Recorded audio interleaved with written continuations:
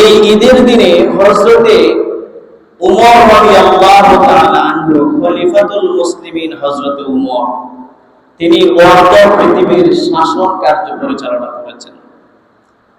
ইসলামের দ্বিতীয় খলিফা ছিলেন হযরতে উমর।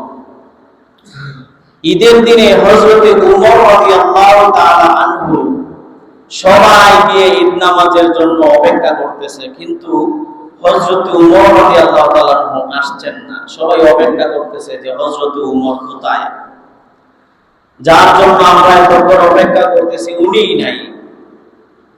দুইজন সাহাবী গেলেন হযরত উমর রাদিয়াল্লাহু তাআলা আনহুর বাড়িতে, গিয়া দেখলেন যে হযরত উমর দরজা বন্ধ করে, ঘরের দরজা বন্ধ করে ঘরের ভিতর থেকে গুনগুন গুনগুন সুরে কান্নার আওয়াজ আসতেছে। সাহাবীরা ডাক দিয়ে বলল, হে খলিফাতুল মুসলিমিন উমর, অর্ধ পৃথিবীর শাসক হযরত উমর রাদিয়াল্লাহু তাআলা আনহু, আমরা এতক্ষণ ঈদ নামাজের জন্য অপেক্ষা করতেছি, কিন্তু আপনি ঘরের দরজা বন্ধ করে কান্নাকাটি করেন, কারণ কি? হযরত উমর রাদিয়াল্লাহু তাআলা আনহু দরজা খুলেন না, শুধু ঘরের ভিতর থেকে গুনগুন গুনগুন সুরে কান্নার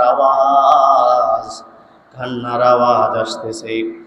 সাহাবীরা ডাক দিয়ে বলল, হে খলিফাতুল মুসলিমিন উমর, দরজা খুলেন, আপনি দরজা খুলেন, আপনার সাথে কথা বলতে চাই।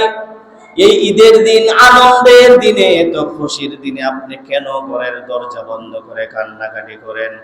হযরত ওমর দরজা খুললেন, দরজা খুলে ডাক দিয়া বললেন, ও সাহাবায়ে কেরাম, শুনো শুনো, একটা মাস সিয়াম পালন করেছি, রোজা পালন করেছি, আজকে ঈদের দিন, শুধু ঈদের দিন নয়, হাযা ইয়াউমুল ঈদ ওয়া হাযা ইয়াউমুল ওয়াঈদ।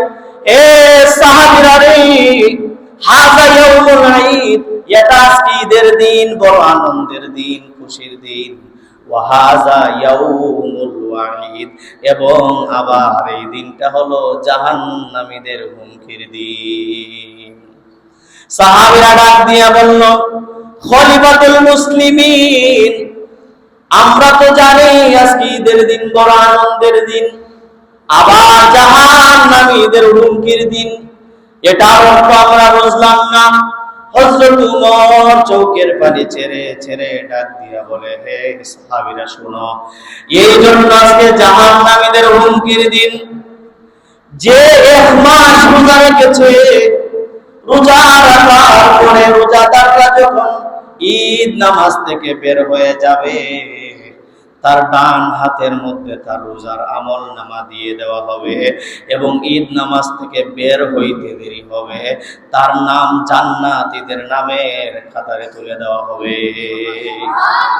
একদল মানুষ ঈদ নামাজ থেকে বের হবে, আর আল্লাহ তাআলা তাকে নিষ্পাপ বলে ঘোষণা করে দিবেন।